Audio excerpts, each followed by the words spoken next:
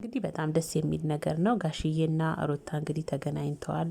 ጋሽዬ ያው ሩታንና አብርሽን ለማስታረቅ ሁለቱንም ለመቆጣት እንግዲህ ዛሬ ከቡታጀራ ወደ አዲስ አበባ ገብተው እንግዲህ ትናንትና እነ ዳኒን እና አብርሽን ሲቆጡ አይተናል። ዛሬ ደግሞ ሩታዬ ጽጌ ይዛ መታ ማንም የለም ብላት ይሄ ነገር መቋጫ ማግኘት አለበት፣ አብርሽና ሩታ መታረቅ አለባቸው በሚል እንግዲህ ጽጌ እንግዲህ ሩታ ከቤት ወጥታለች። ያው ጋሽዬ መጡ ሲባል ያው እንደ አባትም ያው እምቢ ማለት ስለማችል ወደ ቤት አልሄድም ብላ ነበር። ያው ጽጌ ደግሞ ማንም የለም በማለት ወደ ቤት ይዛት መታ ነበር። ጋሽዬ ደግሞ ያው በቤት ተገኝተዋል። እሳቸውም የመጡት ከቡታጀራ ወደ አዲስ አበባ ሩታንና አብርሽን ለማስታረቅ ነበረ። ነገሩ ግን ተሳክቷል። ሩታም ያው ጋሽዬ እንደ አባትም ተቆጥተዋት ምክራቸውንም ሰምታ ምትሄጂም ከሆነ መልካም መንገድ ብለን መርቀንሽ ነው ምንሸኝሽ እንጂ እንደዚሁ አትሄጂም በማለት ከአብርሽ ጋርም ያለው ነገር ሰላም መውረድ አለበት። እናንተ ልጆች የላችሁም ያስጨንቃችሁ የለ አሁን በረከት ባለበት ሀገር ላይ ቁጭ ብላችሁ እንደዚህ ለምንድን ነው የምትሆኑት? በማለት አብርሽንም ተቆጥቻለሁ በማለት እንግዲህ ሩታም ያው እንደምታዩት አይናፋር ሆና ጋሽዬ ተቆጥተዋት። ግን በነገራችን ላይ እኔ የተረዳሁት ማለት ነው የአብርሽ ቤተሰቦች ለሩታ ምን ያህል ቦታ እንዳላቸውና ምን ያህል እንደሚወዷት ነው የተረዳሁት። እና ዛሬ እንግዲህ ሩታዬም እምቢ አይባልም መቼም ትልቅ ሰው ሲጠይቃችሁ የፈለገ ብትበደሉም የፈለገ ነገር ብትሆኑም እምቢ አትሉም። እና ዛሬ እንግዲህ ሩታዬ ጋሽዬን ይቅርታ ወርዳለሁ፣ ሰላም አወርዳለሁ፣ ከአብርሽ ጋር እንታረቃለን፣ ግን የጀመርኩት ነገር አለና መሄድ አለብኝ፣ የጀመርኩት ፕሮሰሶች አሉ ብላለች።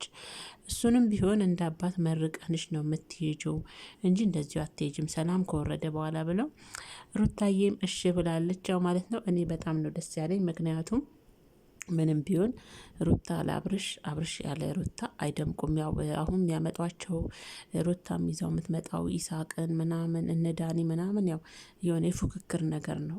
አብርሽም እንደዛ እኔ በፍቅርም ትናንትና እውነቱን ተናግራ ሰምቻለሁ። እኔ ሩታ እልህ ይዟት ወደ ባሏ ወደ ቤቷ ታመዝናለች በማለት ነው። ያው እኛ ሴቶች በተፈጥሯችን እልህኞች ስለሆነን እልህ ይዟት ወደ ቤት ትመለሳለች በማለት እንጂ እኔና አብርሽ ጋር ምንም አይነት ግንኙነት የለንም ከጓደኝነት የዘለለ በማለት ትናንትና ለፏፉም ለሩታዬም ይሄን ነገር ነግራ ነበር። ግን ሁለቱም ሊቀበሏት አልቻሉም። ያው የውስጧን ፈጣሪ ነው የሚያውቀው የፍቅርን ማለት ነውና አንዳንዴ የፉክክር ነገር መጨረሻው እየጠበበ ሳይሆን እየሰፋ ነው የሚሄደው። መፎካከር ምናል ከባድ እንደሆነ በተለይ ትዳር ሲያዝ መቻቻል እንጂ መፎካከር አስፈላጊ አይደለም። አብርሽም ማጥፍተዋል፣ ሩታ ማጥፍታለች። ግን ሁለቱም መጨረሻ ላይ በጣም እንዲሰፋ ትዳራቸው ያደረገው ነገር ዋነኛው ምንድነው? በጣም ክፍተት ፈጠሩ። አንደኛው ወደ ዳኒ፣ አንደኛው ወደ አብርሽ፣ አንደኛው ወደ ሲኑ የበለጠ ትዳራቸው እየሰፋ ሄደ። በዚህ አጋጣሚ ብዙዎቻችሁ ድራማው ማብቂያው ደረሰ በማለት እያላችሁ እየጻፋችሁ ነው። ግን እኔ ድራማም ይሁን እውነትም ይሁን ካወቅንበት ትምህርት የምንወስድበት ቪዲዮ ነው። እነሱ አውቀውም ሳያውቁም ለዩቱብ ሽቀላም ይሁን የሰሩት እንደዛም ይሁን አይሆን በመሀሉ ላይ ግን ለእኛ ከገባን ካስተዋልን ትምህርት የሚሰጥ ቪዲዮ ነው። ምክንያቱም ሶስተኛ አራተኛ ወገን በትዳር ላይም በፍቅር ላይም እንደማያስፈልግ ነው። አያስፈልግም።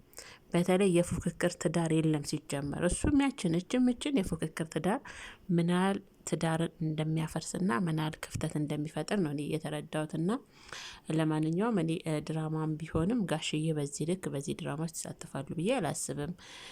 ለማንኛውም እኛ የምንፈልገው ሩታንም አብርሽንም ስለምንወዳቸው ሁለቱም ሰላም አውርደው ሩታም ወደ ቤቷ ተመልሳ የድሮ ፍቅራቸው ተመልሶ ሩታዬም ከአብርሽ ጋር የሚያምርባትን ከይሳቅ ከዳኒ ጋር ሳይሆን የሚያምርባትን የቅብጥብጥ ጊዜዋን ስታሳልፍ ማየት ነው የምንፈልገው እኛ ማለት ነው፣ ስለምንወዳቸው ማለት ነው። እና ያ ጊዜ ይመለስላቸው ነው። ሩታም ያው እንደማትሄድ በጋሼ ቁጣ እንደማትሄድ ተስፋ እናደርጋለን። ጀምር ያለው ሌርን ያለችውንም ነገር እንደምታቆም ተስፋ እናደርጋለን ማለት ነው። ቤተሰቦች እንግዲህ ለዚህ ዩቲዩብ ቻናልም አዲስ የሆናችሁ ሰብስክራይብ በማድረግ የደወሏን ምልክት በመጫን ቤተሰብ እንድትሆኑ በአክብሮት ጋብዛለሁ። ቪዲዮዋንም ላይክ አድርጉ። አብርሽዬና ሩታ የሚታረቃሉ፣ የትም አይሄዱም። ምክንያቱም ሩታ ለአብርሽ፣ አብርሽ ያለ ሩታ ነው የሚያዟቸው ሁሉ የፉክክር ነገር ሆነው እንጂ እሱም ወደ እሷ እሷም ወደ እሱ ነው ልባቸው ማለት ነው። እና ጋሼ ደግሞ ነገሮችን አስተካክል